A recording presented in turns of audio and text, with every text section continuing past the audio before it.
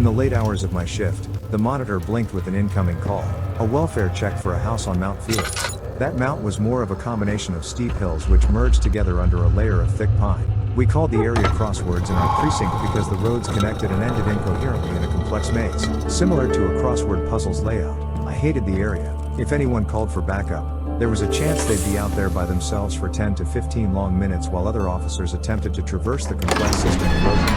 And a lot could happen on that mountain in 15 minutes. But there was another reason I wanted to avoid the call, one which I didn't want to fully admit to myself. The location gave me the creeps. Mostly abandoned houses far past their prime clung to the cliffside in disarray.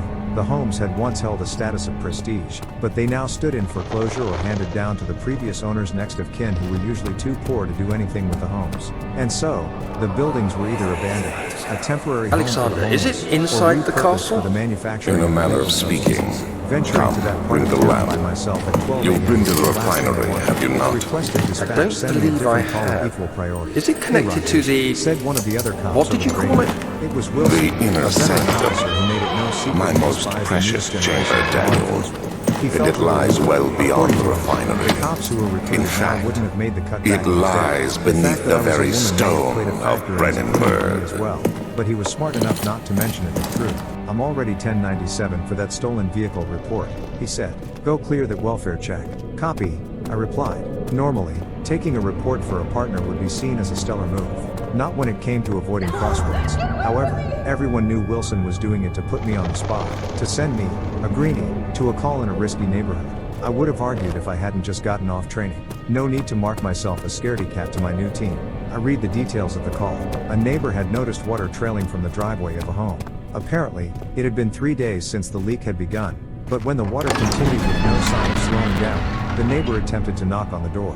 No one had answered. They were requesting law enforcement conduct a welfare check at the location to make sure the resident was alright. Signed. I began my trek to Crosswords, hoping it would be an uneventful stop. I drove up the steep road, cresting the top of the hill which then descended again sharply into the Mount Felix neighborhood. The secluded community was especially dark. Most streetlights were out and only several homes had a light that could be seen from the street.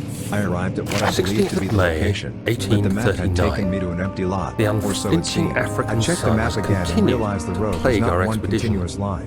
By the making it map, it impossible looked to like dig Cedar until Road cut dusk. straight through the neighborhood on How Mount Professor Felix, Herbert but in managed to reality, find the road location was in broken these up due to vast steep plains elevation. of nothingness Cedar Road was 3 remains a separate mystery segments. to me. Crosswords was already When I playing asked games him with about me. the tube Driving again, up to the he next told tier of me about houses, the I saw legend of evidence I was on the right Tin path. the A trail mother of water of was us steadily all. trickling down the hill An and running over interesting the edge story of the in road. its own I right, slowed the vehicle, but I noting can't what help appeared to be a feeling strange yellow there's fungus more. growing Later where that the water evening, flowed. we The water uncovered must a have been running passage for some beneath the time if it was dunes, causing leading growth to on a the street. I sand-covered followed the stone road up until I structure. reached the steep The driveway professor from was which the stream confident it was the originated. tomb we It curved sought, around to a and garage ordered the which other sat just below tomorrow. the I house. shall lead the The men house, into or the rather ancient mansion, structure, towered over hoping me to as it reach clung to the the rocky burial cliffside. chamber. The No matter wraparound deck what was the decayed, professor is paneling keeping was from me, peeled, the and dig dirt should clung to lead. its vaulted black windows. It was an emaciated shadow of the grandeur and glory it once possessed. The water trail continued up the driveway, reaching the garage. I could see the concrete was cracked and water was pouring out from the foundation.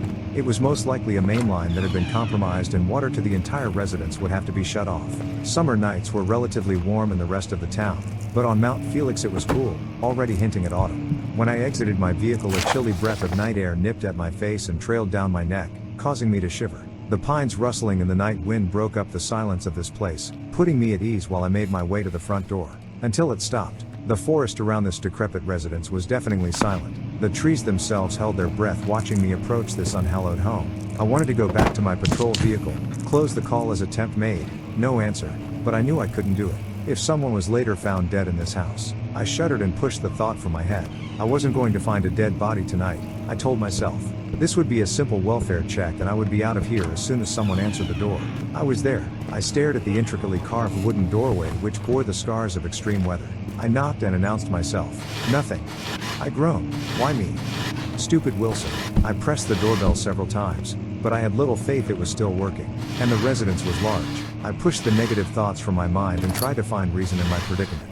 Considering the mansion's resident could be older, I tried again. shouting louder in case they were hard of 17th hearing. May, I knocked as hard as I could and 1839. shouted into the crack My of the hand doorway. trembled After a as I minute, write. still no answer. I feel a Dread need began to to build within document my my chest, tribulation, for threatening I to fear break my that my sternum like a memory dam will failing to fail hold me back a if I flood. linger. But again I pushed it back. Today, Remember I what you're took some supposed to men do. and I ventured told into the myself, dark, there's no ancient answer. passage All that's we left is uncovered. to ensure there are no Our broken torches doors, burned windows, faintly in the or open murky entrances air as into we the house. slowly And you can made leave. our way An old house like underground. this, with no The broken men were doors or windows. superstitious Yeah, and right. fearful. But I tried to They ignore that argued cynical voice loudly, within and me I which felt had the their tendency to strange be so language extraordinarily getting loud. to me. I The circled the crudely residence. carved On the back passage, side, I I found was a storage trapped. space between the lower seated garage and the more elevated house. There had once been a small access panel covering the crawl space, but it had since been removed.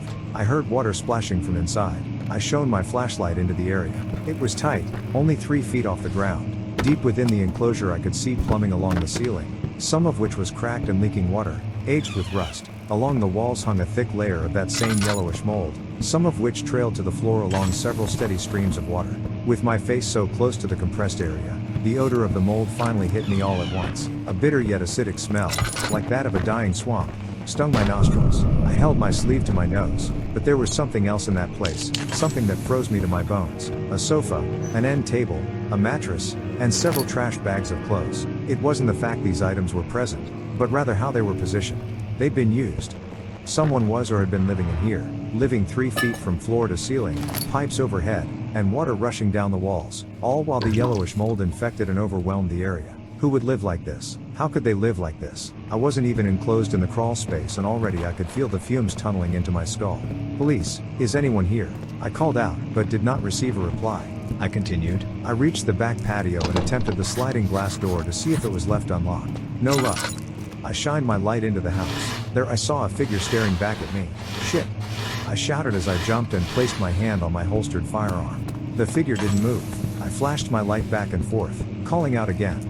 They were completely motionless. On closer inspection I could see it was a mannequin, wearing several thick layers of clothes. I shined my light into other areas of the room. Stacks and stacks of clothes, some in trash bags, were piled from floor to ceiling. As I turned to leave, a flash of color caught my eye. I moved the light over to the door that led into the hallway beyond. There was that yellow mold again.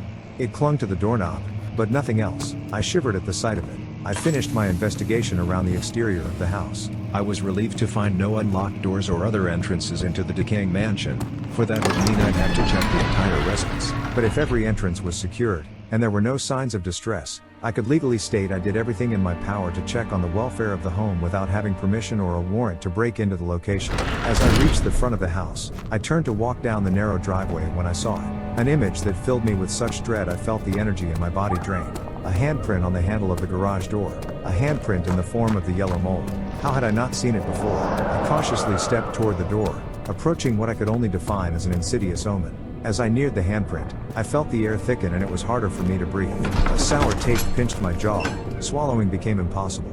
I stood before the garage, praying it was locked. I reached under the lip of the door. Slowly, I pulled it toward me. Immediately the garage door rolled together like the wave of an ocean before abruptly ending with a crash. I was motionless. There wasn't a single sound except for my heart thundering in my chest. I have an unlocked door, I said over the radio. 10 to 4, en route, replied Wilson. Great, I thought sarcastically.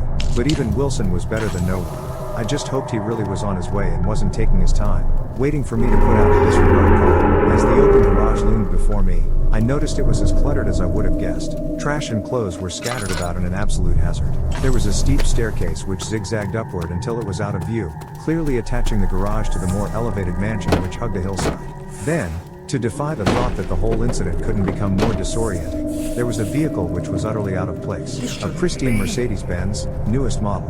It had no dust or cobwebs and no scratches or dents. I shouted again, hoping my voice would carry further into the mansion from my location. Police. Is anyone home? Silence. I repeated the call out again. Still, nothing. Biding my time before my partners should be arrived, more I cool radioed in a rides. license plate check for the Mercedes. The vehicle came back to a Clavis Let me see. area, registered to the same address. I shone my light into the Mercedes to ensure it was empty. The seats were not only spotless, but there was only one item in the vehicle, untouched by dust or soot, a box of some kind of grain, wheat. Everything else was clean inside the vehicle except for 2 places, the steering wheel and the gear shift. Both were thoroughly covered in the same type of yellow mold I had seen below the house, on the doorknob, and on the garage door. The hair stood on my neck as if a primitive alarm within me was attempting to warn me of some ancient malevolence which stained this godforsaken home. How I wish I would have listened. I heard creaking on the floorboards above. My heart raced. I shouted out in an attempt to confront the mysterious noise as much as my own fear. "Ms. Urget, is that you?" "It's the police. We just want to make sure you're alright." No reply. The silence became unbearably loud, overcoming my senses, blurring even my vision. I flashed my light at the stairwell, but my eyes could barely see past the haze of blackness. A breeze from the level above raced out, carrying with it the same overwhelming bitter smell. I reached for my radio. "Unit en route. ETA. Imsh. About. Shteen. Did he say 16 minutes? 10 to 9 your last?" I asked. "Imsh. 13 minutes, replied Wilson. "That son of a bitch. He should nearly be here by now." Flipping my flashlight off, I waited in the silent, dark garage, hoping that if my light was out that whoever was here might be careless and make more noise. It must have worked. The floorboards from the stairwell above the garage creaked again, like the sound of someone shifting their weight. I quickly flashed my light toward the stairs and called out, "Police, whoever is there, make yourself known." It was quiet again. And again, that noxious, bitter odor wafted to me. My skin crawled as if being scanned by 1,000 feelers. I felt every instinct within me attempt to pry me from my spot, but my pride was stronger than my intuition. I didn't want to face Wilson at my vehicle. He would question as to why I didn't wait at the house in case I could have spotted some burglar attempting to leave the residence. I heard something again, but it was more than creaking wood. "Hello." The word trailed off like a dying whisper. "Who is there? Come out." Silence again for the length of marathon. Hello, damn it. Every officer knows calls for help cannot be ignored. I reached for my radio again. "I'm hearing calls of distress. Entering the residence. Calls of distress," repeated the dispatcher. "Emergency radio for Rogers. Tench, out," replied Wilson. I could hear his tone change from boredom to something more serious. The radio signal was slipping away the longer I stayed on Crossroads Hill, but I couldn't wait 10 more minutes for Wilson to arrive before entering the home. I removed my firearm and turned on my gun light before climbing the stairwell. I crept into the darkness slowly, each wooden step creaking and echoing into the vaulted ceiling above me like a haunted organ welcoming the mansion's newest guest. As I reached the platform above, I could see the door adjoining the garage to the home was cracked open. "Police. Is anyone home?" There was silence again. An instinct within me told me it was the silence of a predator before an attack. But again, my pride would not yield to my intuition. I opened the door and flashed my gun light down the hallway. To my immediate right sat a kitchen, with food sprawled across the counter. I was disturbed to find some of the food was moldy, but not all, indicating someone had been living here recently. There was a fresh can of peaches open on the counter without any sign of mold or rot. I looked at the fridge and observed its handle was covered in a yellowish mold. I shone my light to a large pantry at the other end of the kitchen. The door was open. Inside the pantry was a haphazard assortment of different boxes, some piled up to about my height. On closer inspection I could see it was more boxes of wheat, like the one I had seen in the car. I'd never seen so much wheat in a domestic kitchen. Continuing through the old hallway, I flashed my light into the room at the very end.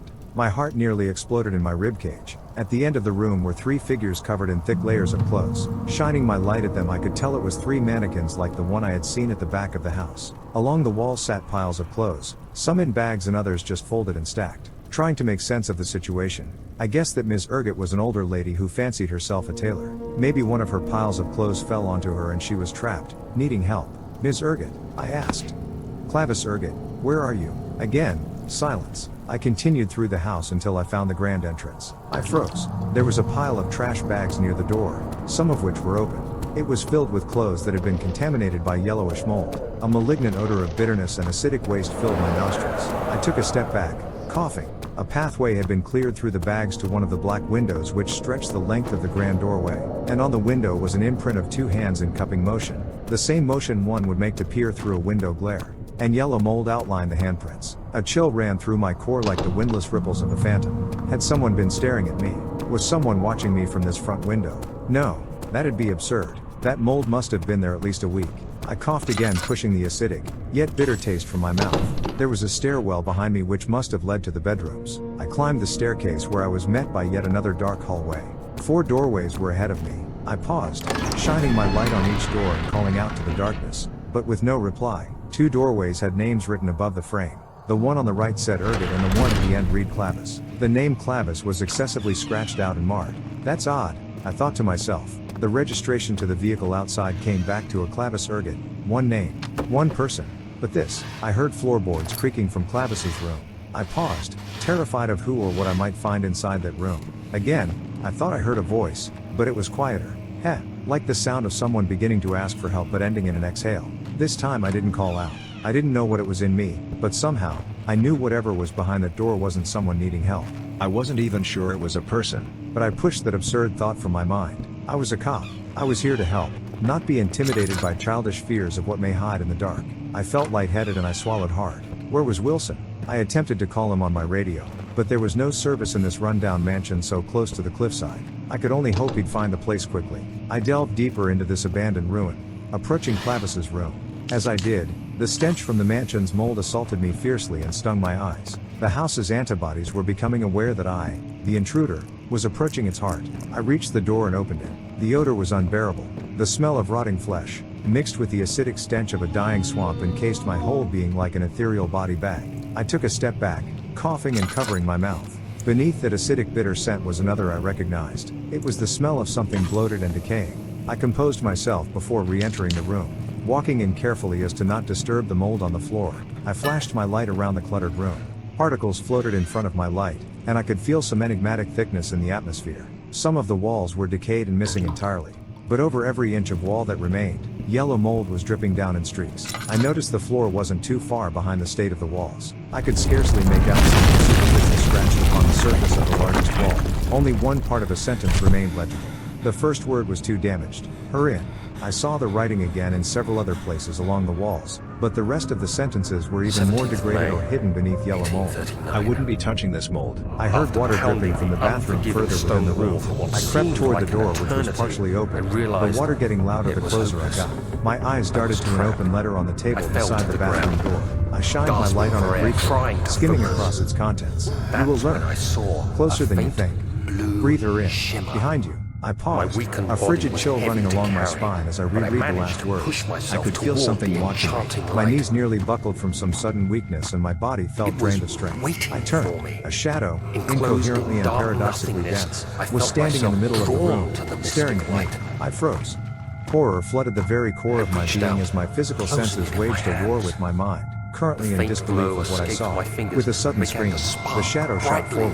I let out a cry of terror and stumbled backwards. The back of my legs hit the edge of the tub. I fell back into the shower curtain, landing in the tub on something soft. The shower curtain was ripped from the wall and fell on top of me. I was encased in an aura of that swamp-like stench, bitter and acidic smell swarming my nostrils and mouth like the taste of bile. The repugnance overpowered me, and I gagged, scrambling to pull the curtain off.